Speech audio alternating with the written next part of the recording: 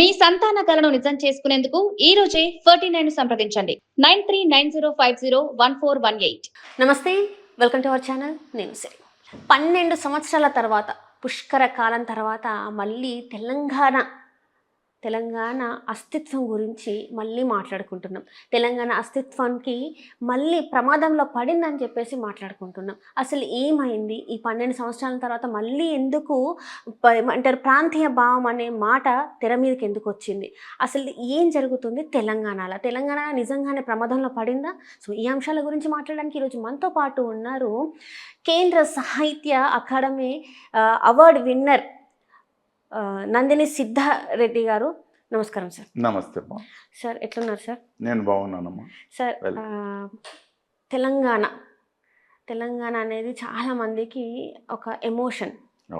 అసలు మీరు చూసుకున్నట్టయితే తొలి దశ మలి దశ 2 ఉద్యమాలను మీరు చూశారు.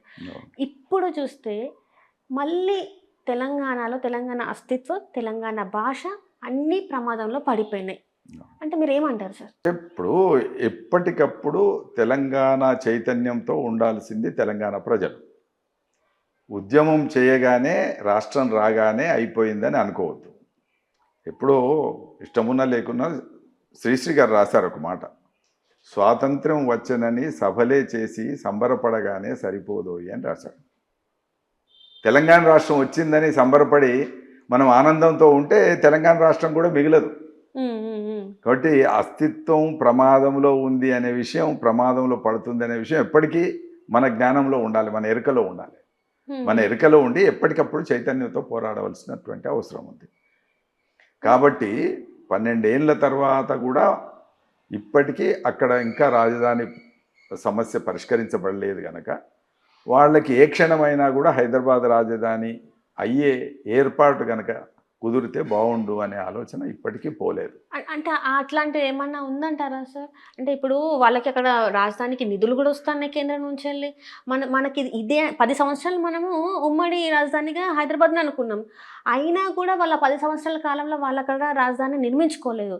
అయినా కూడా హైదరాబాద్ మీద ఇంకా కన్నుబడి ఇంకా తెలంగాణలో మేమే మా ఆధిపత్యమే చూపెడతామంటే అది ఎంతవరకు కరెక్ట్ అంటారు? అంటే కరెక్ట్ అని ఎవరు, మనం ఏ తెలంగాణ వాళ్ళు కరెక్ట్ అని అనరు, కానీ వాళ్ళకి ఆధిపత్యం చేయాలని ఉన్నప్పుడల్లా ఇటువైపు చూస్తుంటారు కదా. ఇటువైపు చూడడంలో భాగంగానే నీ అయ్యజాగిరా అన్నాడు. ఎందుకన్నాడు ఆ మాట? నీ అయ్యజాగిరా, హైదరాబాద్ మీ అయ్యజాగిరా, తెలంగాణ మీ అయ్యజాగిరా అన్నాడు. అనే మాట ఎందుకు వచ్చింది? నువ్వు తెలంగాణ ప్రజల దగ్గరికి వచ్చేసి ఓటు అడిగి రాజకీయాలు చేయదలుచుకుంటే వాళ్ళ సమస్యలు తెలుసుకొని మాట్లాడే ప్రయత్నం చేయొచ్చు. అయ్యజాగిరా, అవ్వజాగిరా, తాత జాగిరా, ముత్తాత జాగిరా అని మాట్లాడేది ఉంటే నువ్వు పంచాయతీ పెట్టుకోవడానికి వస్తున్నావు తప్ప ప్రశ్నించడానికి కానీ సమస్యలు పరిష్కరించడానికి కానీ రావట్లేదని అర్థం. కాబట్టి నువ్వేంటిది అని అంటే నీకెట్లో అట్లా మళ్ళీ హైదరాబాద్ మీద ఆధిపత్యం కావాలి. ఇది ఈయన ఒక్కడే కాదు, ఈ అంటున్న జనసేన అధినేత మాత్రమే కాదు.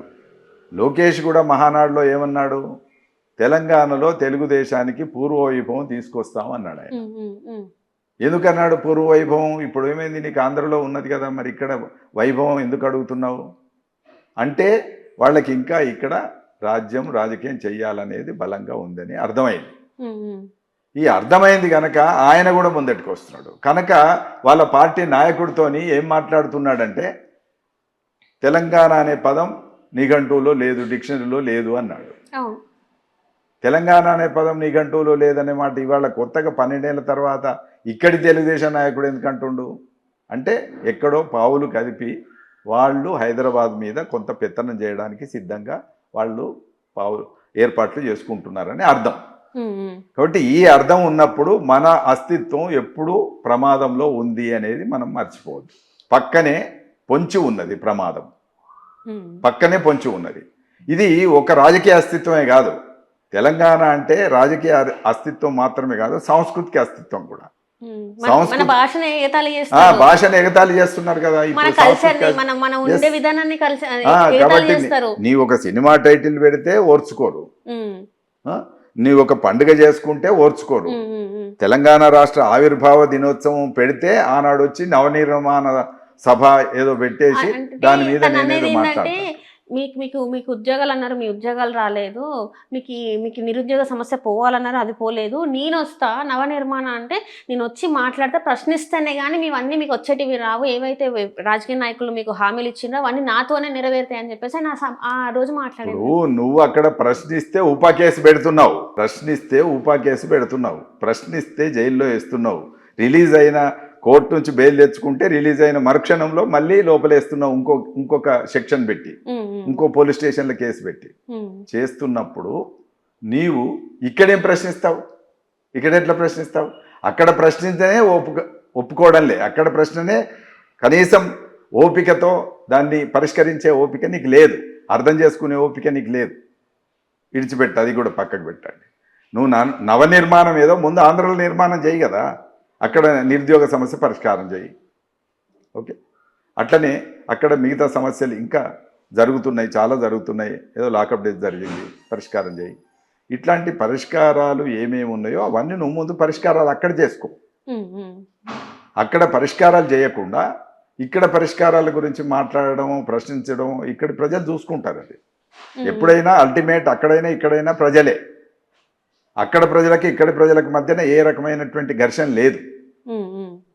కలిసి పంచుకొని కలిసి ఆనందంగా ఉండేటటువంటి స్థితులలోనే ఉంది. ప్రజల మధ్యన విద్వేష భావాలు లేవు.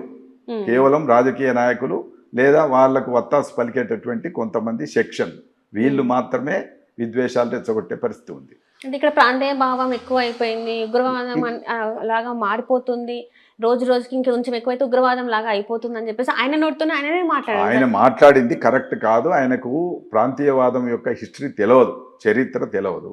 ప్రాంతీయవాదం పుట్టింది నాకు తెలిసినంత వరకు ఆంధ్రలోనే పుట్టింది. ఎప్పుడు పుట్టింది అని మళ్ళీ మీరు ప్రశ్నిస్తే 1906-7 ప్రాంతంలోనే పుట్టింది. ఇప్పుడు కాదు, 1906-7లో వీళ్ళు మద్రాసు రాష్ట్రంలో కలిసి ఉండేవారు. మద్రాసు రాష్ట్రంలో కలిసి ఉన్నప్పుడు మద్రాసు రాష్ట్రంలో ఉన్న తెలుగు వాళ్ళం వేరే విడిపోయి ఇంకొక రాష్ట్రం ఏర్పాటు చేసుకుంటాం అనేది ప్రాంతీయవాదం కాదా? నాదు జాతి, నాదు భాష, నాదు సంస్కృతి అని రాయప్రోలు సుబ్బారావు పద్యం రాశాడు. ఆంధ్ర అనే పదం పట్ల ఒక గౌరవం పెంచుకో, ఆంధ్ర అనే గౌరవాన్ని నువ్వు ఆవాహన చేసుకో అని చెప్పి రాయప్రోలు సుబ్బారావు రాశాడు. అది ప్రాంతీయవాదం కదా? ప్రాంతీయవాదం, ప్రాంతీయ స్పృహ మంచిదే, అది ఉన్మాద స్థాయికి పోకూడదు. ఉన్మాద స్థాయికి పోయి మాట్లాడుతుంది ఆయనే ఇవాళ, అంతకుమించి ఎవరమేం లేదు. కాబట్టి తెలంగాణతో ప్రాంతీయవాదం మొదలు కాలే. అట్లా అనుకుంటే కలవకపోదాం కదా. హైదరాబాద్ రాష్ట్రం, ఆంధ్ర రాష్ట్రం రెండు 53లో నుంచి వాళ్ళ ఆంధ్ర రాష్ట్రం ఏర్పడినప్పటి నుంచి ప్రయత్నం చేస్తుంటే 56లో కలిసి ఉన్నాం కదా. మనం ప్రాంతీయవాదంతో లేం కాబట్టే కలిసినాం. తిరిగి ఆధిపత్యవాదం ముందుకు వచ్చినప్పుడే మా తెలంగాణ అని చెప్పి మాట్లాడినాం. ఎప్పుడు ప్రతిసారి నువ్వు ప్రాంతీయవాద దృష్టిలోంచే చూస్తున్నావు. అందరం తెలుగే, అందరం మాట్లాడే తెలుగే, తెలుగు వాళ్ళందరం ఒక దగ్గర ఉందాము అని చెప్పి అన్నది వాళ్లే. ఒక రాష్ట్రం ఏర్పడ్డ తర్వాత మీ తెలుగు మాకు అర్థమైతలేదు అని అన్నది కూడా వాళ్లే. ఇన్ని సంవత్సరాలు 70 ఏళ్ళ తర్వాత కూడా కలిసి దాదాపు 50 ఏళ్ళు 60 ఏళ్ళ దాకా కలిసి ఉన్నాం. 56లో అయితే 2014 సుమారు 60 ఏళ్ళు కలిసి ఉన్నాం. ఇంకో 10 ఏళ్ళు వేసుకుంటే 70 ఏళ్ళ తర్వాత కూడా నీ భాష నాకు అర్థం అవుతలేదని ఇవాళ కూడా మాట్లాడుతున్నారు. అంటే ఈ ధోరణి సరైనటువంటి ధోరణి కాదు. అది మనం మాట్లాడుతాం. మీరు మీ చిన్నగా ఉన్నప్పుడు, మీ చిన్నతనంలో అప్పుడు ఎట్లా ఉండే తెలంగాణ, ఇప్పుడు ఎట్లున్న తెలంగాణ, అప్పుడు మీరు చూసిండు తొలిదశ ఉద్యమం కాలం అప్పుడు ఎట్లా ఉండే? అంటే ఇప్పటికప్పటికి మన వ్యత్యాసం ఈ తెలంగాణ గురించి, అంటే ఈ అస్తిత్వం గురించి ఏమైనా మార్పులు వచ్చినాయా, లేకపోతే అదే స్టాండ్ మీద మన తెలంగాణ అనేది ఇంకా అట్లనే తీసుకుపోతున్నారా? అంటే 1969 ఉద్యమం, తొలిదశ ఉద్యమం చెప్పబడుతున్నది ఏదైతుందో అది ప్రధానంగా విద్యార్థి నిరుద్యోగ ఉద్యమంగానే ముందుకొచ్చింది. అది కొంచెం రాజకీయ పార్శ్వం కూడా దానికి ఉన్నది, రాజకీయ కోణం కూడా దానికి ఉన్నది. కానీ ఇవాళ ఉన్న చైతన్యం ఆ రోజు లేదు.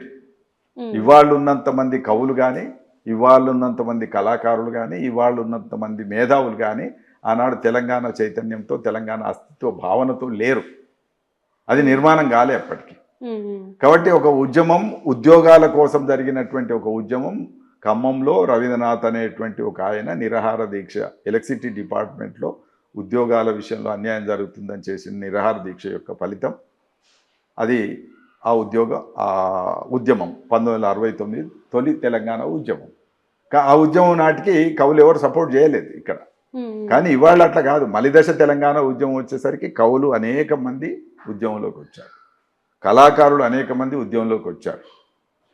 జయశంకర్ లాంటి మేధావులు కొన్ని వందల మంది ఇక్కడ వచ్చారు, పుస్తకాలు రాశారు. ఎవరికి వాళ్ళు వాళ్ళ ఆలోచనలన్నీ కూడా పుస్తకాలు రాశారు.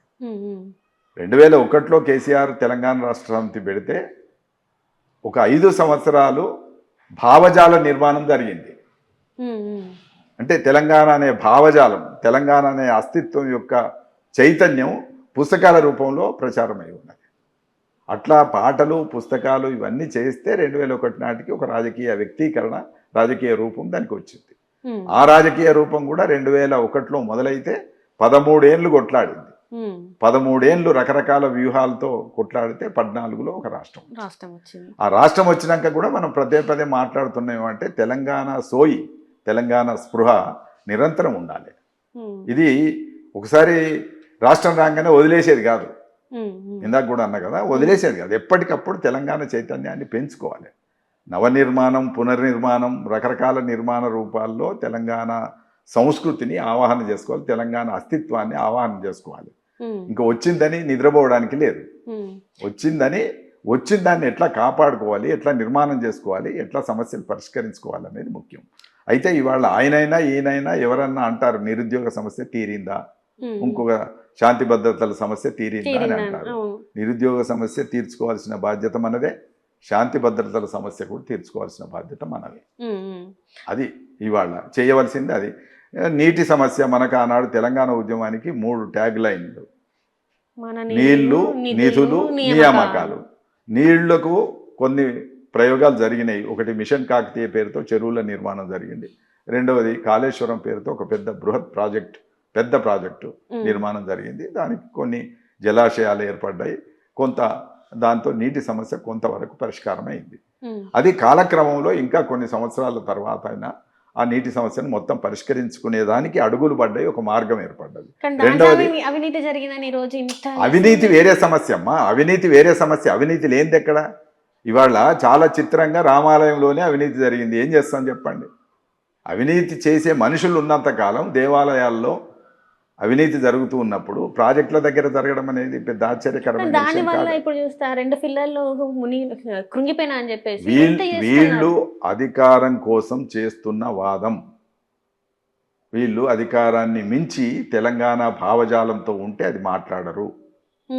అవినీతి జరగలేదని నేను అంటలేను. అవినీతికి వ్యతిరేకంగా ఉద్యమం జరగాల్సిన అవసరం ఉంది, అది వేరే, అది ఇంకొక అంశం. కానీ ఇక్కడ నీటి సమస్య వైపు కొన్ని అడుగులు పడ్డాయా లేదా అనేటువంటిది మనం వాళ్ళు ఇక్కడ చూడాలి. పాజిటివ్గా నెగిటివ్గా రెండు చూసినప్పుడు వాళ్ళు తిన్నారు, అవినీతి చేశారు. అవినీతి మీద యుద్ధం చేయాలి. ఇప్పుడు నువ్వు నీళ్ళే చేయకపోతే, ప్రాజెక్టే లేకపోతే అవినీతి లేదని నిద్రపోయే పరిస్థితి, దుప్పటి కప్పుకొని పడుకుంటారా? పని చేసినప్పుడు ఆ పనిలో ఏదో ఒక తప్పును వెతికి చూపెట్టేటటువంటి లక్షణం కొందరికి ఉంటుంది. పని జరిగింది, దాంట్లో ఒక తప్పు జరిగింది, ఆ తప్పును చూపెట్టి వీళ్ళు పబ్బం గడుపుకుంటున్నారు. అది ఒక పద్ధతి. వీళ్ళు పనే చేయటం లేదు కదా, అసలు లేదు కదా, పని ఏం లేదు కదా. రెండవది నిధులు. నిధులు ఇక్కడ ఖర్చు పెట్టుకునే అవకాశం ఎట్లొచ్చింది? ఒక రాష్ట్రం ఏర్పడ్డది కనుక ఇక్కడ నిధులు ఇక్కడ ఖర్చు పెట్టుకునే అవకాశం ఏర్పడ్డది. రాష్ట్రం రాకపోతే ఏం పెట్టుకుందు? కాబట్టి రాష్ట్రం వచ్చింది కాబట్టి ఇక్కడి ఆదాయం ఇక్కడనే ఖర్చు పెట్టేటటువంటి ఒక సౌకర్యం ఉనగూడింది కనుక ఇవాళ అంతో ఇంతో ఏదో ఒక పని నడుస్తున్నది. మూడవది నిరుద్యోగాలు, నియామకాలు. ఈ నియామకాల విషయంలో ఆయన అశ్రద్ధ చేశాడు, ఈయన కూడా అశ్రద్ధ చేస్తున్నాడు. ఈయన కూడా ఇచ్చిన ఉద్యోగాలు ఏం లేవు, ఒకటో రెండో 5,000 10,000 60,000. ఇప్పుడు లెక్క ఆయన 90,000 ఇచ్చిన అంటాడు, ఈ 60,000 లెక్క 90,000 లెక్క ఇవన్నీ కాకి లెక్కలు. ఎందుకు అవి ఎందుకు పనికి వస్తాయి? కొన్ని ఉద్యోగాలు వచ్చినాయి, ఇప్పుడు కూడా వచ్చినాయి, కొన్ని ఉద్యోగాలు అప్పుడు కూడా వచ్చినాయి. ఉద్యోగాల విషయంలో కూడా ఇంకా ఎక్కువ శ్రద్ధ తీసుకోవాల్సినటువంటి అవసరం గత ప్రభుత్వానికి ఉండింది, ఈ ప్రభుత్వానికి కూడా ఉంది. ఎక్కువ ఉద్యోగ కల్పన జరగాలి. ఉద్యోగాలు ఇచ్చే మనిషి 24,000 స్కూళ్లను మూసివేస్తా అంటున్నాడు. ఏమి ఉద్యోగాలు ఇస్తావు? ఎక్కడి నుంచి ఇస్తావు? 4,000 స్కూల్ నుంచి 24,000 స్కూళ్ళను మూసేస్తా అంటాం. ఇవాళ అది ఇంకొక ఉద్యమం నడవబోతుంది. రేపు పొద్దున రేపో ఎల్లుండో మీటింగ్ ఉన్నది. ఇవన్నీ ఎందుకు జరుగుతున్నాయి? 24,000 స్కూళ్ళల్లో పనిచేసినటువంటి టీచర్ ఉద్యోగాలన్నీ పోతాయా? పోవా? వాళ్ళకి ప్రత్యామ్నాయం ఏం చూపెడుతున్నారు? ఏం లేదు కదా. అట్లనే గురుకులాలు ఆయన పెట్టాడు. ఆయన మీద నీకు కోపం కనుక గురుకులాలు మూసేస్తాం. గురుకులాలు మూసేస్తే గురుకులాలను పట్టుకొని కొన్ని వేల మంది ఉద్యోగాల్లో ఉన్నారు ఇవాళ. పిల్లల పరిస్థితి వాళ్ళు పిల్లల పరిస్థితి ఏంటి, అందులో ఉద్యోగాలు చేసే పరిస్థితి ఏంటి, వీళ్ళ చదువులు నన్మంతరాన ఎటు పోవాలి, వీళ్ళు ఎక్కడికి పోవాలి? అక్కడ భోజనం పెడుతున్నారు, ఆ భోజనం తిని చదువుకుంటున్నారు. వాళ్ళు చదువుకొని బాగుపడ్డ వాళ్ళు ఉన్నారు, బాగుపడుతున్న వాళ్ళు ఉన్నారు. నువ్వు అవే మూసేస్తా అంటే ఏం జరుగుతుంది? కాబట్టి ఇవి అవకతవక పనులు చేయడం గొప్ప కాదు. అవతలి వాళ్ళని ఎత్తి చూపెట్టడం కూడా గొప్ప కాదు. మంచో చెడ్డో మనకు అధికారం వచ్చినప్పుడు, అధికారం వచ్చింది గనక మంచి పనులు చేసి తెలంగాణ ప్రజల యొక్క మెప్పును పొందవలసినటువంటి బాధ్యత ఇప్పుడున్న ముఖ్యమంత్రి గారికి ఉంది. కానీ ఈ ముఖ్యమంత్రి గారు చెప్పేది ఏంటంటే, గత 10 సంవత్సరాలతో పోలిస్తే మా పరిపాలనలోనే సంతోషంగా ఉన్నారు ప్రజలు.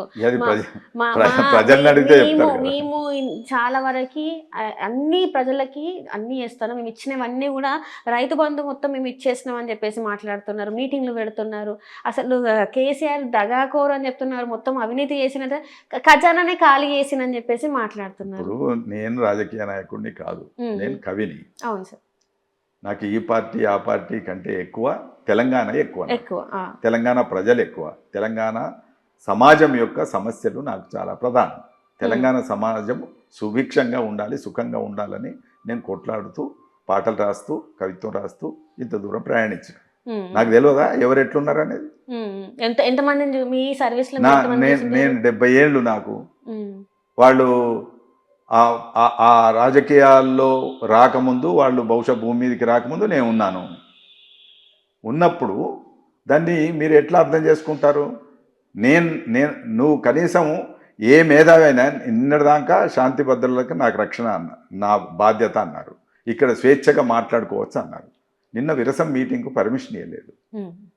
విప్లవ రచయిత సంఘం తన బర్త్డే జూలై 4 నాడు బర్త్డే లేదా ఆవిర్భావ దినోత్సవం చేసుకుంటామని వాళ్ళు మీటింగ్ సుందరయ్య జ్ఞాన్ మందిర్ చిన్న హాల్లో పెట్టుకున్నారు. ఎంతమంది వస్తారు? 100 మంది వస్తారు. ఆ 100 మంది వచ్చే మీటింగ్ కూడా నిన్న పర్మిషన్ ఇవ్వలేదు. అది ఇవ్వలేదనే కదా కేసీఆర్ను వ్యతిరేకించింది. ఆయన సుందరయ్య విజ్ఞాన మందిర్లో చిన్న హాల్లో మీటింగ్ కూడా ఆయన నడుపుకొనియలేదు.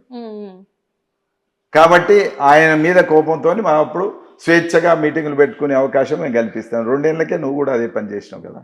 ఎట్లా ఏంటిది? ఇప్పుడు ఒక విరసం మీటింగ్ పెట్టంగానే తెల్లారేదో జరిగిపోద్దా? అంత భయపడుతున్నారు అంటారా నాయకులు మరి ఇట్లాంటి మీటింగ్లకి? లేకపోతే ఏమవుతుందో వాళ్ళు చెప్పాలి. కానీ సభలకు పర్మిషన్ ఇవ్వకపోతే రాజకీయ పార్టీలు కూడా మనగడలో ఉండవు కదా. సభలకు పర్మిషన్ ఇవ్వాలి కదా. విరసమే నిషేధిత సంస్థ కాదు కదా, ఎందుకు ఇవ్వవు? కాబట్టి తప్పకుండా విరసం లాంటి సంస్థలు ఆలోచనలు చేయగలిగి కొన్ని సంవత్సరాల నుంచి నిజాయితీగా ఉండగలిగినటువంటి గద్దర్ పేరు మీద అవార్డులు ఇస్తావు. గద్దర్ ఇష్టపడినటువంటి విరసానికి అనుమతి ఎట్లా?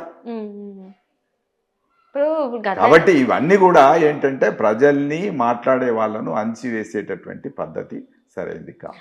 అంటే ఇక్కడ గత 10 సంవత్సరాలతో పోలిస్తే సార్, గత 10 సంవత్సరాల్లో ఆంధ్ర వాసన రాకుండా కేసీఆర్ గారు కొంత ఏమంటారు భద్రత తీసుకోవడమో లేకపోతే ప్రికాషన్స్ తీసుకోవడమో జరిగింది. కానీ ఎప్పుడైతే రేవంత్ రెడ్డి గారు వచ్చిండ్రో అప్పటి నుంచి ఆంధ్ర వాసన వస్తుందని తెలంగాణ ప్రజల్లో మొత్తుకుంటున్నారు. మాకు ఇది కాదు, మేము ఇది కోరుకోలేదు మీ దగ్గర నుంచి అని మాట్లాడుతున్నారు. అది నిజంగానే ఆంధ్ర వాసన వస్తుందా? ఆంధ్ర పాలకులు మళ్ళీ ఒకసారి దీని మీద అంటే కన్నేసి అనుకోవచ్చా? మరి మనం మొదలు పెట్టేటప్పుడే చర్చ అక్కడి నుంచే మొదలైంది. వాళ్లకు ఇంకా హైదరాబాద్ మీద, తెలంగాణ ప్రజల మీద ఆధిపత్యం చేసే ఆలోచన విరమణ జరగలేదు. వాళ్ళకి ఇంకా ఆలోచన ఉంది, వీళ్ళ మీద ఆధిపత్యం చేయాలని వాళ్ళు అనుకుంటున్నారు. ఎందుకంటే ఇంకా సినిమా ఇండస్ట్రీ, రకరకాల ఇండస్ట్రీలన్నీ కలిసే ఉన్నాయి. ఈ కలిసే ఉండేటప్పుడు వీటన్నిటి మధ్య తప్పకుండా ఆ వాసనలన్నీ వస్తుంటాయి. వాసన రావడం తప్పు కాదు, ఆధిపత్య వాసన రావడం తప్పు. ఆంధ్ర వాసన వస్తే తప్పు కాదు, ఆధిపత్య వాసన వస్తే కష్టం. ఆధిపత్య వాసనే వస్తుంది. ఇప్పుడు ఆధిపత్యానికి సంబంధించిన ఛాయలు కనబడుతున్నాయి. ఈ ఛాయలు గతంలో కనబడక ఇప్పుడు కనబడడానికి కారణం ఏంటంటే ఇప్పుడు కొంత అక్కడి ప్రాంతంతో అక్కడి ప్రాంత పాలకులతో సంబంధాలు కలిగినటువంటి వ్యక్తి ఇక్కడ అధికారంలో ఉండడం ఒక కారణం. అన్నీ అవే కాదు, అది ఒక కారణం. కాబట్టి ఇప్పుడు కొంచెం ఆ ఛాయలు వస్తే కొంచెం ఆ ఛాయలు మనకు కనబడితే కనబడచ్చు. అయితే ఇక్కడే జాగ్రత్తగా ఉండాల్సింది ఎవరు? రాజకీయ పార్టీలు కాదు. జాగ్రత్తగా ఉండాల్సింది ప్రజలు, జాగ్రత్తగా ఉండాల్సింది చింతనాపరులు, ఆలోచనాపరులు. తెలంగాణ భావోద్వేగం ఉన్నటువంటి వాళ్ళందరూ కూడా అది ఏ స్థాయిలో అన్న ఉండని, ఏ రంగంలో అన్న ఉండని, వీళ్ళు చైతన్యంతో ఉండాలి. ఏం జరుగుతుంది, ఇంతవరకు ఏం జరిగింది, ఇప్పుడు ఏం జరుగుతుంది అని చైతన్యంతో ఉండాల్సింది వీళ్ళు. కానీ ఒక ప్రశ్నిస్తే మరి ఇక్కడైనా అరెస్టులు జరుగుతున్నాయి, అక్కడైనా అరెస్టులు జరుగుతున్నాయి, మరి ఎట్లా ఉండమంటారు సార్? మరి ఏ రకంగా ఎంత చైతన్యవంతంగా ఉన్నా కూడా ప్రశ్న అనేది వస్తుంది. మేము ఇది కాదు కదా కోరుకున్నాదని వచ్చినాం.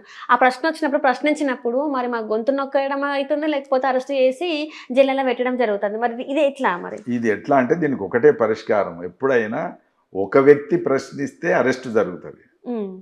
1000 మంది ప్రశ్నిస్తే అరెస్ట్ జరుగుతుందా? 1,00,000 మంది ప్రశ్నిస్తే అరెస్ట్ జరుగుతుందా? తెలంగాణ రాష్ట్రం ఎట్లా సాధించుకున్నామంటే ప్రజల మద్దతుతో సాధించుకున్నాం. ఒక వ్యక్తితో గాలే, ఒక పాటతో గాలే, ఒక కవితో గాలే, ఒక రచయితతో గాలే, ఒక రాజకీయ నాయకుడితో కూడా గాలే. ఆ రాజకీయ నాయకుడు ఉండొచ్చు, రాజకీయ పార్టీ ఉండొచ్చు, దాని వెనుక కోట్ల మంది ఉన్నారు, లక్షల మంది ఉన్నారు. వీళ్ళందరూ నిలబడ్డారు కనుక పార్లమెంట్ దగ్గర నుంచి చట్టం చేసుకొని తెలంగాణ తీసుకొచ్చుకునే అవకాశం వచ్చింది. ఎప్పుడైనా కూడా మనం ఇక్కడ ప్రశ్నించడం మాత్రమే కాదు, ప్రజల్లోకి వెళ్ళి చైతన్యపరచాల్సినటువంటి పని ఉంటుంది. ఆ పని మనం చేయాల్సి ఉంది. ఏదో 2 రౌండ్ టేబుల్ పెట్టి ఇష్టం ఉన్నట్టు తిట్టడం ఇవాళ దుర్మార్గం. ఏంటంటే అక్కడ కానీ ఇక్కడ కానీ ప్రశ్నించడం అంటే బూతుల స్థాయికి పోయింది, తిట్ల స్థాయికి పోయింది. ప్రశ్నించడం అంటే తిట్టు కాదు. ఎందుకు తిడుతున్నారు? ఒక ముఖ్యమంత్రిని పట్టుకొని ముఖ్యమంత్రికి ఇవ్వాల్సిన గౌరవం ఇవ్వకుండా ఎందుకు తిడుతున్నారు? సమస్య మాట్లాడు, కానీ సమస్య మాట్లాడకుండా నీకు సిగ్గు ఉందా, నీకు చెప్తూ కొడతా, ఏంటి, ఏం భాష ఇది?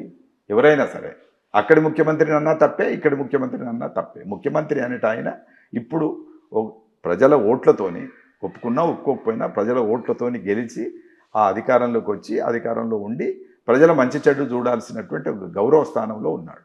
ఉన్నప్పుడు ఏం చేయాలి? వాళ్ళను ప్రశ్నించాలి. నిర్మాణాత్మకమైనటువంటి ప్రశ్న ఉండాలి. ఇగో ఇది ఇక్కడ తప్పు జరుగుతుంది, ఈ తప్పును దిద్దుకోవాలి నువ్వు అని అడగొచ్చు, తప్పు లేదు. అట్లా అడిగితే అరెస్టుల దాకే పోవట్లే. ఎక్కడ అరెస్టుల దాకా పోయింది? ముఖ్యంగా సాంకేతిక మాధ్యమాలు, సామాజిక మాధ్యమాలు వచ్చిన తర్వాత వ్యూవర్స్ పోటీ పెరిగింది. వ్యూవర్షిప్ కోసం ఏం చేస్తున్నారు అని అంటే ప్రతిదానికి అయిన దానికి కాని దానికి సిగ్గుందా లేదా, బట్టలు ఇప్పించి కొడతా, ఇవి కొడతా, తరిమి కొడతా. ఆయన ఇవాళ ముఖ్యమంత్రి గౌరవనీయమైన స్థానంలో కూర్చొని ఏమన్నాడంటే పేగులు మెడలేసుకుంటా అన్నాడు.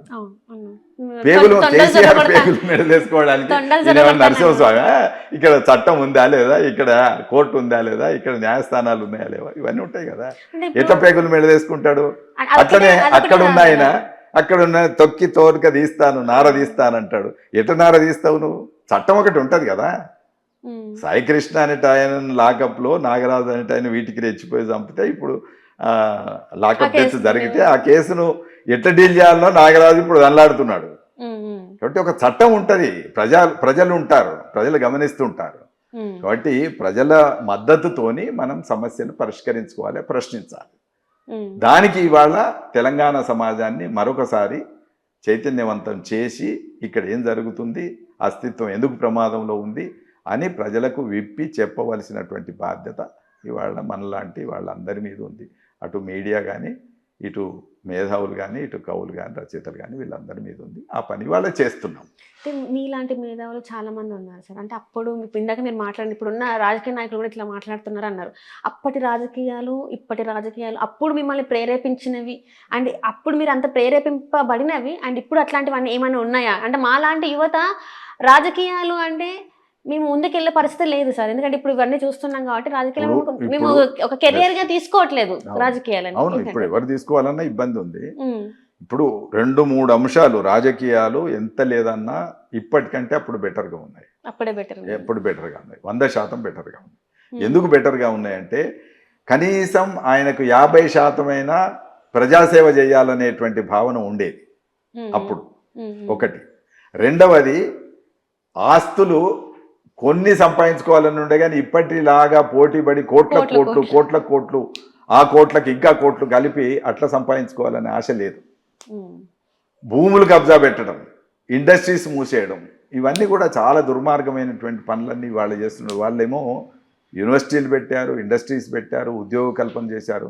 ఒక హెచ్ఎంటీ కానీ, ఒక ఐడిపిఎల్ కానీ అనేక పరిశ్రమలు ఇక్కడ పెట్టారు. ఉద్యోగాలు వస్తాయి అని అంటే ఉద్యోగాలు రావడానికి 1000, 2000, 10,000 ఉద్యోగాలు వచ్చేటటువంటి ఇండస్ట్రీస్ అనేకం పెట్టారు అప్పటి గవర్నమెంట్. ఇప్పటి గవర్నమెంట్లు ఏం చేస్తున్నాయి? ఇది సిక్ ఇండస్ట్రీ కనుక మూసేయి, నిజాం షుగర్ ఫ్యాక్టరీ మూసేయి, రైతులకు ఉపయోగపడుతుంది, ఉద్యోగస్తులకు ఉపయోగపడుతుంది, అది నిజాం ఫ్యాక్టరీ మూసేశారు. అట్లా ఫ్యాక్టరీలన్నీ మూసేసుకుంటూ వచ్చారు. అట్లా మూసేసుకుంటూ వస్తే ప్రజలు ఎక్కడ పోవాలి? ఇవాళ ఏం చేశారు? అక్కడ కానీ ఇక్కడ కానీ 2 తెలుగు రాష్ట్రాల్లో ఏం చేశారంటే, ఉద్యోగం ఉంది, నాకు ఉద్యోగం ఉంది, 58 ఏళ్లకు ఉద్యోగ విరమణ వయసు, 58 ఏళ్ళకి నేను దిగిపోతే ఇంకో నిరుద్యోగికి ఉద్యోగం వస్తుంది. గత ప్రభుత్వం కూడా చేసినటువంటి దుర్మార్గమైనటువంటి పని ఏంటిది అంటే, ఈ ఉద్యోగికి రిటైర్మెంట్ బెనిఫిట్స్ ఇవ్వాల్సి వస్తాయని ఆయనకేం చేశారు, 58 నుంచి 61 పెంచారు. నాకు ఇప్పటి గండం గడిస్తే చాలు అని చెప్పి 61కి నువ్వు పెంచితే మరి 3 ఏళ్ళ దాకా నిరుద్యోగులు ఆగాలి కదా. నిరుద్యోగుల ఉద్యోగాలు పోయినాయి కదా, వాళ్ళ వయసు పైబడుతుంది, వాళ్ళు పెళ్లిళ్ళు చేసుకుంటారు, వాళ్ళు పిల్లలకి అంటారు, వాళ్ళ సంసారాలు, కాపురాలు, తల్లిదండ్రులు ఆశలు పెట్టుకొని ఉంటారు, కుటుంబం బజార్లో పడుతుంది కదా. ఎంతమంది ఆత్మహత్యలు చేసుకోలేదు? ఉద్యోగాలు రాక బాధపడి నాకు ఇంకా ఉద్యోగం రాదేమో, జీవితం నేను వ్యర్థమేమో అని చెప్పి అనుకొని మనస్తాపంతో చనిపోయిన వాళ్ళు ఉన్నారు కదా. అది గత ప్రభుత్వంలో జరిగింది. ఇప్పుడు మళ్ళా జరుగుతూ ఉన్నది అదే. 61 ఏళ్ళు అట్లనే ఉన్నాయి. ఇంకేమన్నా వీలైతే ఏడాది పెంచుదామా, 2 ఏళ్ళు పెంచుదామని మళ్ళీ ఆలోచనలు. అంటే ఏంటి, నిరుద్యోగుల గురించి ఏం ఆలోచించరా? ధర్నాలు చేస్తున్నారు కదా సార్, ఇక్కడ ఎంతమంది ధర్నాలు. అదే మరి వాళ్ళు చదువుకున్నారు, గ్రూప్ 1 టెస్టులు, గ్రూప్ 2, 3 ఇవన్నీ వాళ్ళు ప్రిపేర్ అయ్యి రెడీగా ఉన్నారు. ఎవ్రీ ఇయర్ జాబ్ క్యాలెండర్ ఉండాలి, ఎవ్రీ ఇయర్ పిఎస్సి పరీక్షలు జరగాలి, ఎవ్రీ ఇయర్ రిక్రూట్మెంట్ జరగాలి. ఈ రిక్రూట్మెంట్లన్నీ ఎప్పటికప్పుడు జరిగితే వాళ్ళలో ఒక ఆశ, ఒక నమ్మకం ఏర్పడుతుంది. ఆ నమ్మకం ఏర్పడకపోవడం వల్లనే ఇవాళ చాలా మంది 5,000 వేసిండ్రు, 20,000 ఉంటే పోస్టులు 5,000 వేసిండ్రు. ఇప్పుడు 5,000 ఎవరికి సరే 5,000 అయినా వేసిండ్రు. ఎవ్రీ ఇయర్ 5,000 వేయండి, మీరు ఎప్పటికప్పుడు వేయండి. ఎప్పటికప్పుడు ప్రతి సంవత్సరం ఎన్ని ఖాళీలు ఉన్నాయో అన్ని ఖాళీలు నింపుకుంటూ పోండి. అది కూడా జరుగుతలేదు కదా. సర్వీస్ కమిషన్ ఉన్నదే నింపడం కోసం, ఉద్యోగాలు ఇవ్వడం కోసం. ఆ సర్వీస్ కమిషన్ ప్రతి 6 నెలలకు, ప్రతి ఏడాదికి గిన్ని నోటిఫికేషన్లు, గిన్ని వేకెన్సీస్ ఉన్నాయి, గిన్ని నింపుతున్నామని చెప్పి ప్రకటించి ఇవ్వాలి. అప్పుడైనా సరే, ఇప్పుడైనా సరే. యువతను పట్టించుకోకపోతే ఏ రాష్ట్రం కూడా దాని యొక్క భవిష్యత్తు సరిగ్గా ఉండదు అనేది గుర్తుపెట్టుకోవాలి. రేపు మన తర్వాత చేయాల్సింది యువతనే కదా, యువతరమే కదా. ఆ యువతరానికి ఉపాధి కల్పన, ఉద్యోగ కల్పన జరిపించాలి కదా. జరిపించడం ప్రభుత్వం బాధ్యత. అట్లని చెప్పే కదా అధికారంలోకి వచ్చినాం. కాబట్టి ఇవన్నీ కూడా, ఈ విషయాలన్నీ కూడా ప్రజలకు తెలియజెప్పాల్సినటువంటి పని మన మీద ఉంది. ప్రజలకు తెలియజెప్పినప్పుడు ప్రజలు ఆలోచిస్తారు. ప్రజలు కూడా 1000 రూపాయలకో, 4,000కో, 5,000కో ఓటేయకుండా ఇగో ఈ సమస్యలు ఎవరు పరిష్కారం చేస్తారో వాళ్ళకి వేయాలి అనేటువంటి భావాన్ని, చైతన్యాన్ని వాళ్ళలో కలిగించాలి. కలిగించినప్పుడు వాళ్ళు కూడా ఆలోచిస్తారు. ఉద్యోగం వస్తే ఆ కుటుంబం మొత్తంగా వెలుగుతుంది. ఒక 1000 రూపాయలు ఇస్తే సాయంత్రానికి అయిపోతాయి, లేదా తెల్లారికి అయిపోతాయి అనే విషయం కూడా అక్కడ స్పష్టంగా ఓటర్లలో కూడా చైతన్యం తేవాల్సిన బాధ్యత అందరి మీద ఉన్నది. ప్రజల మీద, మన మీద, ఆలోచన పరుల మీద ఉన్నది. కాబట్టి ఇక్కడ పౌర సమాజం చేయవలసినటువంటి పనులు, విధులు ఉన్నాయి, అవి చెయ్యాలి. ప్రభుత్వం చేయవలసినటువంటి పనులు, విధులు ఉన్నాయి, అవి వాళ్ళు చేయాలి. కాబట్టి ఈ ఎవరి గౌరవం వాళ్ళు కాపాడుకోవడం అనేటువంటి చాలా కీలకం. అట్లా గౌరవాన్ని కోల్పోయినప్పుడే ఈ సమస్య వస్తుంది. ఆ గౌరవాన్ని కోల్పోయేటటువంటి స్థితులలో ముఖ్యమంత్రులు ఉండొద్దు, లేదా మంత్రులు ఉండొద్దు, క్యాబినెట్లు ఉండొద్దు, పాలకులు ఉండొద్దు. అట్లనే వాళ్ళ గౌరవం తీసేసే పద్ధతులలో వీళ్ళు ప్రశ్నించేటప్పుడు ఇష్టం వచ్చిన భాష మాట్లాడకూడదు. చాలా చిత్రమైనది, మీరు నమ్ముతారో నమ్మరో కానీ 2 తెలుగు రాష్ట్రాలకు సంబంధించిన తెలుగు భాషాభిమానులు, మేధావులు కలిసి ఒక మీటింగ్ పెట్టుకున్నారు. ఆ మీటింగ్లో ఏం మాట్లాడినారు అంటే, ముందు వీళ్ళ రాజకీయాలు, పక్షాలు, ఈ పార్టీ ఆ పార్టీ తేడా లేదు, అవన్నీ పక్కకు పెట్టి ముందు మన తెలుగులోంచి, మన భాషలోంచి ఈ బూతులు మాట్లాడకుండా వీళ్ళని కట్టడి చేయాలి అని చెప్పి వాళ్ళు మీటింగ్ పెట్టుకొని దాంట్లో తీర్మానం చేశారు. ముందు మీరు బూతులు మానేయండి, అది అధికారంలో ఉన్నటువంటి ముఖ్యమంత్రి స్థాయి వాళ్ళు అందరికీ ఆదర్శనీయులుగా ఉండేటటువంటి వాళ్ళే బూతులు మాట్లాడితే కింద ఒక యువకుడు ఏం మాట్లాడాలి? ఇప్పుడు అదే నెక్స్ట్ కమింగ్ జనరేషన్ ఏం మాట్లాడుతుంది? ఇప్పుడు అదే వాళ్ళు అంటున్నారు, ముఖ్యమంత్రి మాట్లాడుతున్నారు, అదే మీరు మరి. మాట్లాడితే తప్పేంది అని అదే చెప్పేసి అంటున్నారు, అగో ముఖం అదే పట్టుకొని అంటున్నారు. అదే మరి ముఖ్యమంత్రి మాట్లాడకూడదు, కింది వాళ్ళు మాట్లాడకూడదు. ఏమి నేర్పదలుచుకున్నాం మనం సమాజానికి? సంస్కారం ఇవ్వాలి కదా, ఒక గౌరవం, ఒక ఆదర్శం, ఒక ఆదర్శ ప్రపంచాన్ని ఇవ్వాలి కదా. ఆదర్శ ప్రపంచాన్ని ఇవ్వకుండా ఒక వల్గర్ అశ్లీల అబ్యూజ్డ్ ప్రపంచాన్ని వాళ్ళకి ఇస్తే ఏం జరుగుతుంది? అసహించుకునే ప్రపంచాన్ని ఇవ్వద్దు కదా. కొత్త జనరేషన్కు మంచి ప్రపంచాన్ని ఇవ్వాలి. స్ఫూర్తిదాయకమైనది, ఆరోగ్యమైనటువంటి ప్రపంచాన్ని ఇవ్వాలి, స్ఫూర్తిదాయకమైన ప్రపంచాన్ని ఇవ్వాలి, చైతన్యవంతమైన ప్రపంచాన్ని ఇవ్వాలి. అట్లా ఇవ్వకుండా మనం అశ్లీలమైంది, అసభ్య పదాలతో కూడుకున్నది ఇస్తే ఏమవుతుంది? వాళ్ళు ఏం నేర్చుకుంటారు? తెల్లారి లేచి ఆ భాష ఎక్కడ ప్రయోగిస్తారు? ఈ రోజు మేము ఒక రాజకీయ నాయకుడు అడుగుజాడలో నడవాలంటే మేము అంత గొప్పగా చెప్పుకునే రాజకీయ నాయకుడు లేడు, అడుగుజాడలో లేవు అసలు. అందుకే గతంలో రాజకీయ నాయకులు కొంచెం ప్రజా దృక్పథం ఉంది, కొంచెం సేవా దృక్పథం ఉంది, ఎంతో కొంత సమస్యల్ని పరిష్కరించి చైతన్యం, విద్యా చైతన్యం కానీ ఇతర చైతన్యాలు కూడా తీసుకొచ్చేటటువంటి పద్ధతులలో ఒకానొక కొంత కనీసం 50% సంస్కారంతో పాలన జరిగింది. ఇప్పుడు 50% లేదు, 100% అవినీతితో, 100% అసభ్య పదజాలంతో పాలన జరుగుతుంది, అణిచివేతతో పాలన జరుగుతుంది. అప్పుడు మీటింగ్లు పెట్టుకోవచ్చు కదా, ఇప్పుడే కదా సమస్య. అప్పుడు మీటింగ్లు పెట్టుకొని ఇస్తే 69 ఉద్యమం ఉండదు, 2001లో 2014లో దాకా జరిగిన ఉద్యమాలు ఉండవు. ఇవాళ అవేవి లేకుండా తెల్లారి లేవంగానే నోరు మోయించేటటువంటి ప్రయత్నం చేస్తే ఎట్లా? అది తప్పు కదా. నిజానికి ప్రశ్న అడగనివ్వాలి, అవతలి వాళ్ళ యొక్క సమస్య నీకు తెలుపనివ్వాలి, తెలుపనిచ్చేటటువంటిది మర్యాదపూర్వకంగా గౌరవనీయంగా జరగాలి. అట్లా జరిగేటటువంటి ఒక వాతావరణం, ఆరోగ్యకరమైనటువంటి వాతావరణం పాలకుల సైడ్ నుంచి, ప్రజల సైడ్ నుంచి, మేధావుల సైడ్ నుంచి, లేదా పౌర సమాజం సైడ్ నుంచి నిర్మాణం కావాలి. అప్పుడు కొత్త తరం, మంచి తరం వస్తుంది. లేదా కొత్త తరం చాలా విసుగుతో, నిస్పృహతో కూడినటువంటి తరం వస్తే ఎవడి మీద గౌరవం ఉండదు కదా. తల్లిదండ్రుల మీద ఇప్పటికే గౌరవం లేకుండా, పాలకుల మీద కూడా గౌరవం లేకుండా అయింది. ఎవరి మీద గౌరవం లేని ఒక తరం మొదలైతే ఎవరికి కష్టం? కాబట్టి మనం ఉన్నత స్థానాల్లో ఉన్నప్పుడు నలుగురికి ఆదర్శంగా నిలబడేటటువంటి ప్రయత్నం చేయాలి. అంటే హైదరాబాద్ చుట్టూ రాజకీయాలు నడుస్తూ ఉన్నాయి. మీరు చూసిన హైదరాబాద్, మీరు మీ చిన్నతనంలో చూసిన హైదరాబాద్ అండ్ ఇప్పుడు చూస్తున్న హైదరాబాద్ ఏంటంటే, చంద్రబాబు నాయుడు గారు ఇంకా ఆయన పక్కన ఉన్న వాళ్ళు చాలామంది అనేది ఏంటంటే, హైదరాబాద్ని డెవలప్ చేసింది చంద్రబాబు నాయుడు గారే అని చెప్పేసి మొత్తం అందరు చెప్తూ ఉంటారు. అది వాస్తవం అంటారా మరి? హైదరాబాదు నిజాం కాలంలోనే డెవలప్ అయినటువంటి నగరం. ఇక్కడ రైల్వే ఉంది, ఇక్కడ విమానం ఉంది, ఇక్కడ పోస్టల్ ఉంది, ఇక్కడ హాస్పిటల్ ఉంది, ఇక్కడ విద్య ఉంది, ఇక్కడ యూనివర్సిటీ ఉంది.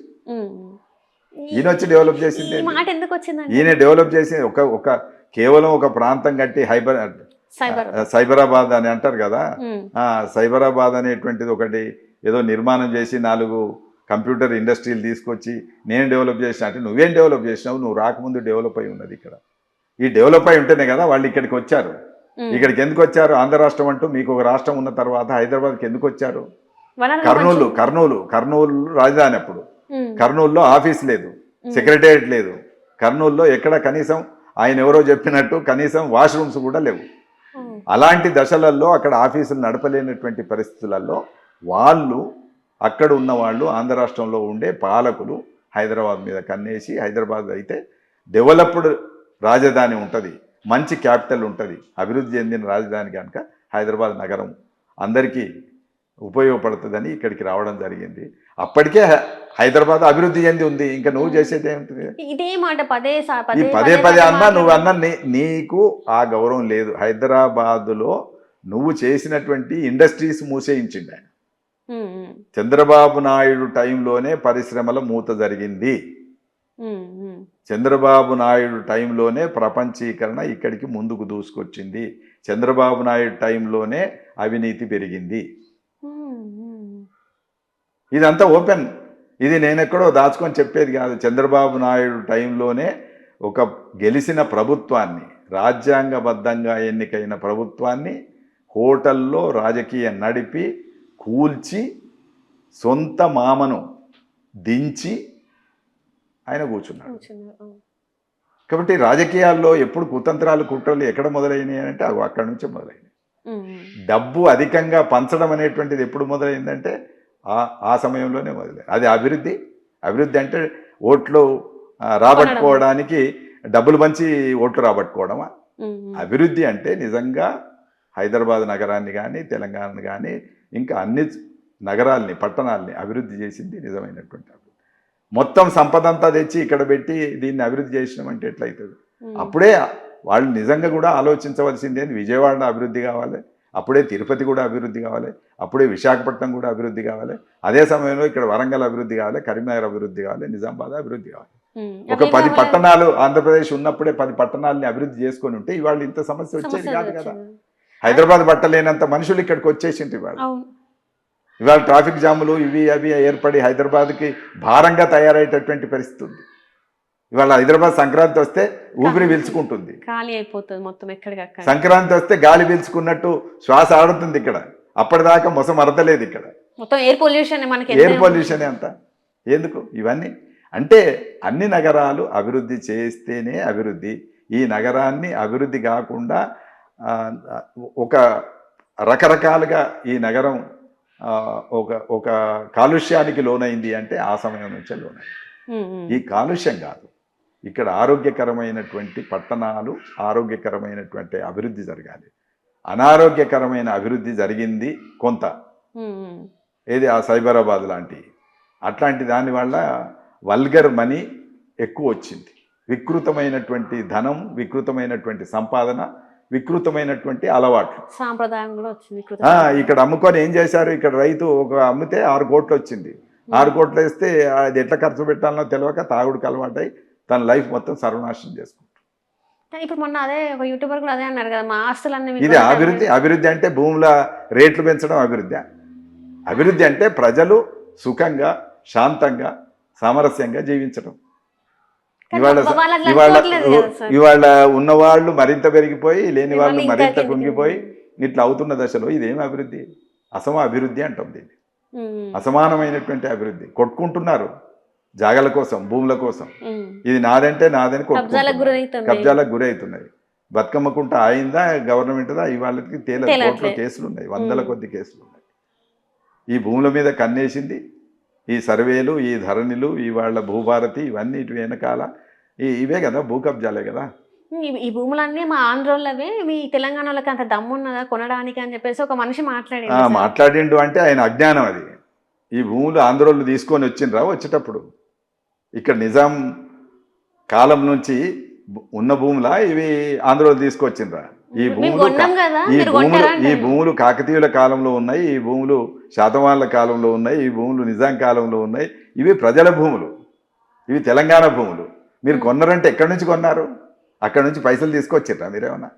ఇక్కడ సంపాదించుకున్నారు, ఇక్కడ అక్రమ దందాలు చేసిండ్రు. రూపాయికి ఆటానికి అగ్గొక షేరుకు అడ్డికి పావు షేరు కొన్నారు.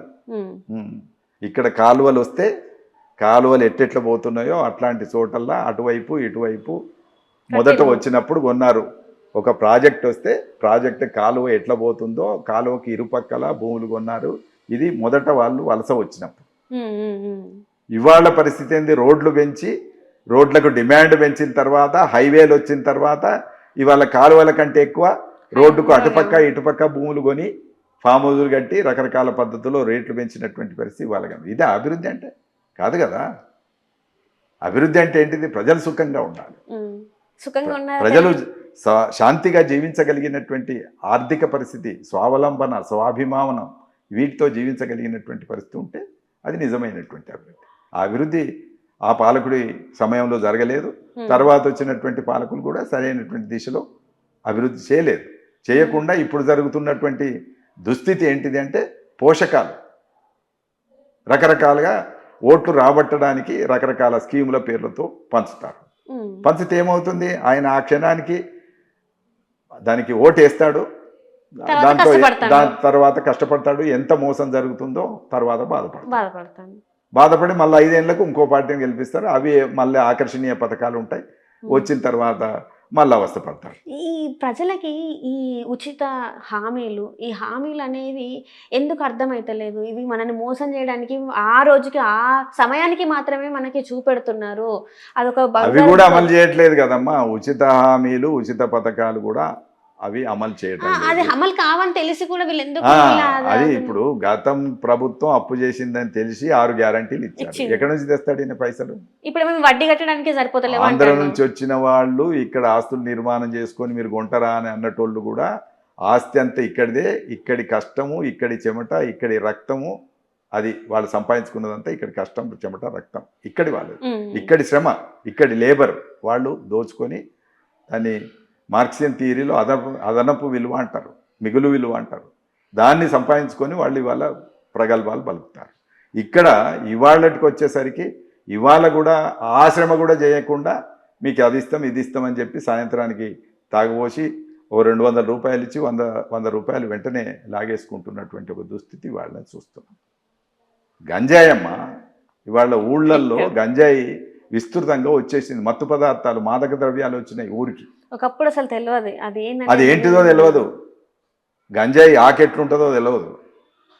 నా చిన్నాడు కాదు 20 ఏళ్ళ కింద తెలియదు. ఇవాళ ఎట్లొచ్చింది?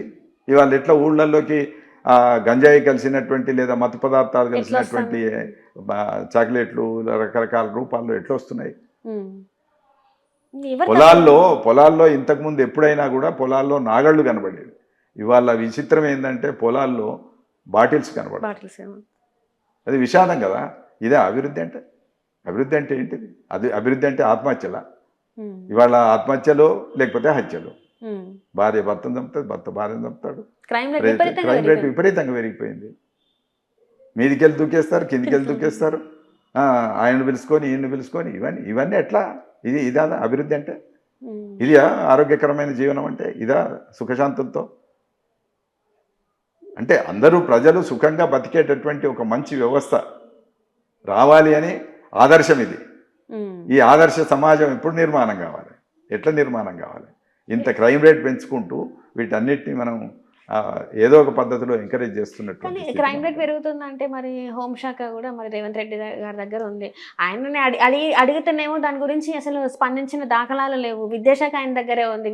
విద్యార్థుల గురించి మాట్లాడితే దాని గురించి స్పందిస్తలేరు. మున్సిపల్ శాఖ ఆయన దగ్గర ఉంది. మున్సిపాలిటీ మనం చూసుకుంటే గతంలో చూసుకున్న దానికన్నా ఇప్పుడు అధ్వానంగా తయారైంది. దాని గురించి మాట్లాడమంటే ఆయన దేని గురించి ఆయన స్పందించకపోతే ఇప్పుడు ఎవరిని అడగాలి? మేము పోయి ఎవరిని అడిగితే అవుతుంది? అసలు ఎవరిని అడుగుడు కాదు, ప్రజలను చైతన్యం చెయ్యాలి. అదొకటే మార్గం. అడిగితే స్పందించరు. ప్రజలు ఆలోచించి అడగగలిగితే అది కనీసం రేపు ఆ 2-3 ఏళ్ళ తర్వాత అయినా కూడా ఎన్నికలు వచ్చినప్పుడైనా అది ఏదో రూపంలో బయటపడుతుంది. ఇప్పుడు ఉద్యమ నిర్మాణం జరిగి ప్రజలు రోడ్ల మీదకి వచ్చే వాతావరణం లేదు. ఆర్గనైజ్ చేసే సంస్థలు లేవు. ఆర్గనైజ్ చేసే పార్టీలన్నింటినీ కూడా రకరకాల పేర్లతోని పనికి రాకుండా చేశారు. వాటికి విలువ లేకుండా చేశారు. తుగుడే గ్యాంగ్ అంటారు, ఇంకేదో అంటారు. అవన్నీ కూడా పనిచేయకుండా చేశారు. అవన్నీ పనిచేయవు. ఆలోచించకుండా మనం ఎప్పటికీ ఈ భజన ఆ భజన చేసుకుంటూ ఉండాలనేది కొందరి ఆశయం. ఆ భజన చేసుకుంటూ ఉంటే మరి మోక్షం ఎప్పుడు వస్తుంది, సుఖం ఎప్పుడు వస్తుంది, తిండి ఎట్లా వస్తుంది లోపలికి, ఇవన్నీ కూడా ఆలోచించాలి. కాబట్టి హోంమంత్రి అయినా విద్యామంత్రి అయినా ఒక పాలకుడు ఏమీ స్పందించడం లేదంటే అక్కడ పౌర సమాజం ఉండాల్సినంత బాధ్యతతో లేదని అర్థం. అంతే కదా. మరి పాలకుడు మాట్లాడతాడు. ఎప్పుడు మాట్లాడతాడు అంటే పౌర సమాజం కూడా గట్టిగా మాట్లాడగలిగేటటువంటి పరిస్థితి ఉండాలి. రకరకాల భయాలు సృష్టిస్తే ఎక్కడెక్కడ ఆగినాం. అందరం ఆగినాం. నేను కూడా ఆగినా కావచ్చు. నేనేమి పొడి చేసినా చెప్తలేను. నేను కూడా ఆగినా. అందరం ఆగినాం. అయితే ఒక్కరితో కాదు ఇది. ఎవరికి వాళ్ళు ఒకరితో కాదు. అది ఈ ఒకరు అందరూ కలిసికట్టుగా ఒక రూపం తీసుకురావాలి. దానికి తీసుకొచ్చినప్పుడు ఆ పాలకుడు ఏమేమి శాఖలు ఉన్నాయో ఆ శాఖలని యాక్టివ్గా పనిచేయించేటటువంటి ఒక పరిపాలన వస్తుంది. ఆ పరిపాలన కోసం పనిచేయాలి.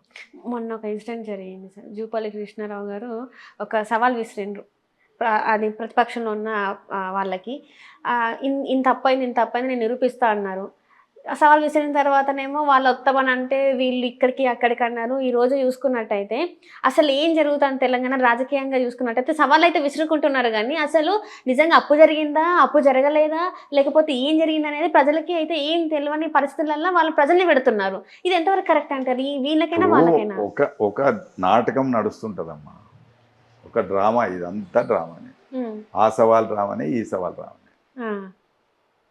నాకేం పార్టీల మీద ప్రత్యేకమైనటువంటి అంటే ఆ ఇష్యూ మీద నాకు కరెక్ట్గా గౌరవం లేదు.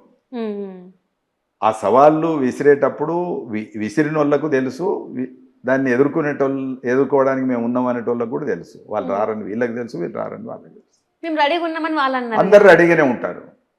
సమస్య రెడీగా ఉండు కాదు, అది తేలదు కూడా అట్లా. ఇప్పుడు వివాదంతో ఏం తేలుతుందమ్మా? వివాదంతో తేలదు. వాళ్ళ టైంలో తప్పు జరిగినాయని వీళ్ళు అంటారు, నిన్ను ఎన్నుకున్నదే తప్పు జరిగినాయని నిన్ను ఎన్నుకున్నారు. నువ్వు తప్పులు చేయకుండా పరిపాలన చేయ కదా. అప్పుడు జరిగిందని చెప్తేనే కదా నీకు వేశారు. మళ్ళీ ఇంకప్పుడు జరిగిందని చెప్తే నీకేం లాభం? నువ్వు దానికంటే భిన్నంగా ప్రవర్తించు. ఇది రెండోసారి నువ్వు తప్పులు చేయకుండా నువ్వు ప్రజలకు మేలు చేయి. ఆ మంత్రి ఈ మంత్రి అని కాదు, పర్సనల్గా ఎవరి గురించి మాట్లాడవలసిన అవసరం లేదు. వ్యక్తిగతంగా ఎవరి మీద ఏ రకమైనటువంటి గౌరవము ద్వేషము లేకుండా మనం మాట్లాడితే ఈ సవాళ్ళు విసురుకోవడం అనేదే కరెక్ట్ కాదు. ఎందుకు కాదు అంటే అవినీతి జరిగిందా లేదా అనేటువంటిది ప్రచారం అయితే అవినీతి జరిగిందని అనుకోనే, తప్పులు జరిగినాయి అని అనుకోనే ఆ ప్రభుత్వాన్ని దించి ఈ ప్రభుత్వాన్ని తెచ్చారు. వీళ్ళు తెల్లారి లేచి అప్పుడు జరిగింది లోటు బడ్జెట్ ఉంది డబ్బులన్నీ వాళ్ళని తిన్నారని చెప్తే మళ్ళీ నీకు తెలిసినాక నువ్వెందుకు వచ్చినావు, నువ్వెందుకు నిలబడ్డావు, నువ్వెందుకు గెలిచినావు? కాదు కదా అది. దాన్ని సరిదిద్దే పని నీకు అప్పచెప్పారు. ఇక్కడ ప్రజలు నీకు అధికారం ఇచ్చిండ్రంటే దాన్ని సరిదిద్దామని చెప్పారు. సరిదిద్దాలి కదా, ప్రజలకు ఉపయోగపడే పని చెయ్యాలి కదా. నువ్వు ఇవాళ మళ్ళీ ఆ పేరు చెప్తున్నావు అని అంటే నీకు అది అసమర్థత, అశక్తత, అసహాయత. అది కరెక్ట్ కాదు. ఎవరైనా ఈ ఛాలెంజ్ల దానికి ఎందుకు వస్తారంటే అసహాయ స్థితిలో ఉన్నప్పుడు మాత్రమే ఛాలెంజ్ల దానికి వస్తారు. నిజంగా మేలు చేయదలుచుకున్న వాళ్ళు ఛాలెంజ్లు చేయరు. ఛాలెంజ్ చేస్తున్నారంటే వాళ్ళు మేలు చేయడానికి సిద్ధంగా లేరు. ప్రజల పట్ల సంక్షేమం చేయాలనుకునేటోళ్ళు ఛాలెంజ్లు చేయరు, వాళ్ళైనా వీళ్ళైనా. ప్రజా సంక్షేమమే పరమావధి అనుకునేటోళ్ళు ప్రజలకు ఉపయోగపడే పని చేస్తారు అంతే. తెల్లారి లేచి మాటలతో పొద్దు వస్తున్నారు కదా, 2 ఏళ్ళు గడిపారు కదా, 2 ఏళ్ళ నుంచి మాటలు తప్ప ఏమున్నాయి? మాటలతోనే పొద్దు వచ్చారు 2 ఏళ్ళు. ఇంకో 2 ఏళ్ళు అంటే అయిపోతుంది అంతా. ఇదంతా డైవర్షన్ పాలిటిక్స్. ప్రజలకు సమస్యల మీద దృష్టి కేంద్రీకరింపబడకుండా, సమస్యలు అర్థం కాకుండా చేయడానికి ఈ నాటకం, ఈ డ్రామా, ఈ మాయ జరుగుతుంటుంది. ఇది ఒక మాయ అంటారు అంతే. ఈ మాయ నుంచి ప్రజలు బయటపడాలి. ఇదంతా గిట్లనే ఉంటుందని అనుకోవాలి. నేనైతే గట్లనే అనుకుంటాను. నేను అనుకున్నదే మీకు చెప్తున్నాను. నేనైతే అట్లనే అనుకుంటాను. ఆయన అట్లనే మాట్లాడితే నేను ఇట్లనే మాట్లాడతాడు. కాలం మాత్రం గడిచిపోతుంది. 5 ఏళ్ళు చాలా విలువైంది కాదమ్మా మానవ జీవితంలో, మానవ సమాజానికి 5 ఏళ్ళు చాలా విలువైంది. ఆయనకు ఉద్యోగం రాదు, ఈ పరిశ్రమ ఓపెన్ కాదు, ఈ పెళ్ళిళ్ళు కావు, ఈ సంసారాలు నడవాయి. ఏంటిది? ఇది ఏంటి? ఎంత దుర్మార్గం ఇది! ఎంత హింస, ఎంత ఆయాసం, ఎంత యాతన! ఒక కుటుంబంలో మొత్తం తలకిందులయ్యే పరిస్థితులు ఏర్పడతాయి. 5 సంవత్సరాల కాలం అంటే కొన్ని చావులు, కొన్ని మరణాలు. చాలా సీరియస్ అంశాన్ని చాలా తేలిగ్గా తీసుకుంటున్నాం. దురదృష్టవశాత్తు అందరి చేతుల్లోకి సెల్ ఫోన్ వచ్చింది. ఆ సెల్ ఫోన్ ఆయనతో కూడా విననివ్వకుండా, చూడనివ్వకుండా, ఆలోచించనివ్వకుండా మెదడు మొత్తం తినేస్తాను. దీంట్లోకి వెళ్ళి బయటపడే పని మనం ఇవాళ చెయ్యాలి. దాన్ని కంట్రోల్లో ఉంచుకోవాలి. పాలకులు సత్యం చెప్పాలి, ప్రజలకు సత్యం చెప్పాలి. ఎప్పటికప్పుడు మెలకువతో ఒక మంచి సమాజాన్ని నిర్మించుకోవడానికి మనం ఏమేం పనులు చేయాలో ఎవరం చేతనైన పని అందరం చేయాలి. ఇప్పుడు ఇట్లా ఉన్నది కదా సార్, అంటే మీ బాల్యంలో మీరు చదువుకున్న టైంలో మీరు ఇట్లా ఫోన్లు లేవు, టీవీలు కూడా చక్కగా లేవు, పుస్తకాలు మాత్రమే మీకు ఉండేవి. బయటకు పోతే గ్రౌండ్లలో ఆడుకునేటోళ్ళు కావచ్చు మంచిగా. అసలు ఎట్లా వెళ్ళేది సార్ మీకు ఆ దినం? అంటే ఎట్లా గడిచేది మీకు మొత్తం? అప్పటి బాల్యం చూస్తే చాలా సంతోషకరంగా గడిచేది. ఇప్పుడేముందమ్మా, పట్టుకొని తల ఉంచి చూస్తే మెడ నొప్పి, తల దిమ్మెక్కుతుంది. కానీ అప్పుడు అట్లా కాదు కదా. ఈ ఆట బోర్ కొడితే ఇంకో ఆట ఆడుకునేది, ఈ పుస్తకం బోర్ కొడితే ఇంకో పుస్తకం చదువుకునేది. ఎట్లా జరిగేది అంటే?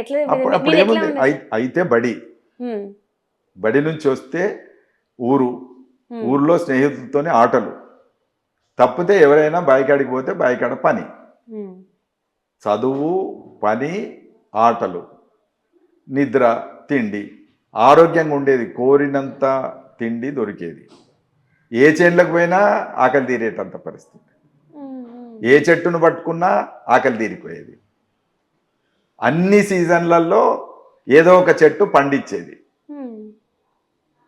పంటల్లో మక్క కంకుల కానుంచి మొదలు పెడితే, సీతాఫలాల కానుంచి మొదలు పెడితే ఏదో ఒకటి పదార్థం దొరికేది, తినే పదార్థం దొరికేది.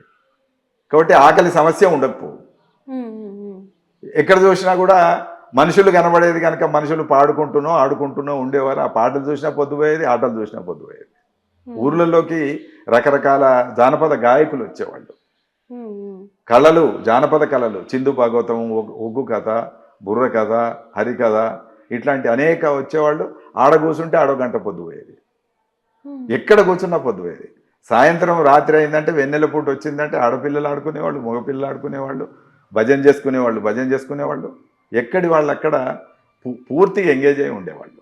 మళ్ళీ ఎక్కడ రాత్రి 11 గంటల దాకా ఇట్లా ఆడుకునేటోళ్ళు తప్ప పని చేసి వచ్చిన వాళ్ళంతా 7:30కి 8 గంటలకు పడుకునేవాళ్ళు.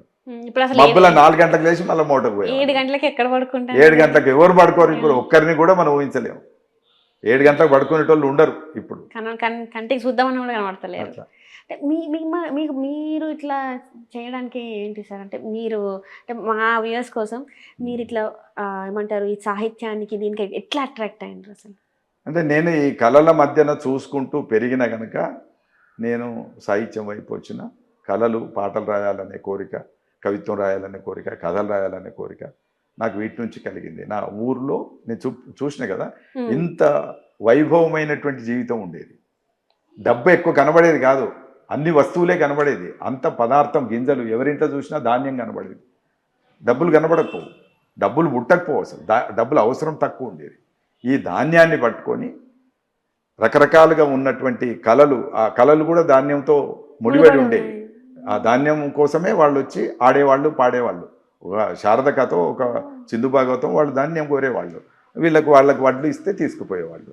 అట్లా ఆడేటటువంటి దశలో ఈ మధ్యలో నేను వాళ్ళతో ప్రభావితమై కవిత్వం రాయడం మొదలుపెట్టాను, కథలు రాయడం మొదలుపెట్టాను. అట్లా వస్తూ ఉన్నప్పుడు పుస్తకాలు చదువుతున్నప్పుడు నాకు కొన్ని పుస్తకాలు దొరికాయి. పుస్తకాలు కూడా రచయితలు, మహారచయితలు రాసినటువంటి పుస్తకాలు కొన్ని దొరికాయి. అది కవిత్వం పుస్తకాలు కావచ్చు, కథల పుస్తకాలు కావచ్చు, నవల పుస్తకాలు కావచ్చు. అవన్నీ నేను చాలా జాగ్రత్తగా చదువుకుంటూ, నా చైతన్యాన్ని పెంచుకుంటూ, నాకు తోచింది రాసుకుంటూ, లోకానికి ఏదో మేలు చేయాలనేటువంటి పద్ధతిలో సాహిత్యాన్ని నిర్మించుకుంటూ వచ్చాను. ఇవాళటికి నేను కోరుతున్నది అదే, సాహిత్యం చదవండి. అందులో కొన్ని వేల మంది జీవితాలు ఉన్నాయి, వేల మంది కథలు ఉన్నాయి. తెలంగాణ అంటే ఏందో తెలుస్తుంది, సంస్కృతి అంటే ఏందో తెలుస్తుంది, దాని చరిత్ర తెలుస్తుంది, సంస్కృతి తెలుస్తుంది. రేపు ఏం చెయ్యాలి అనేటువంటి ఒక కర్తవ్యం కూడా మనకి బోధపడుతుంది.